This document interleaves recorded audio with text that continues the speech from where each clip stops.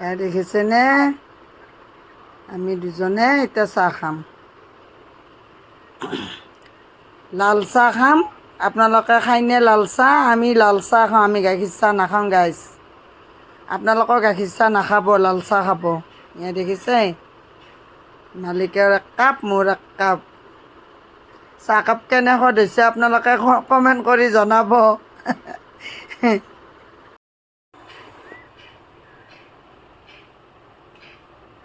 গাইছ এই গধূলিবিলাক চাহ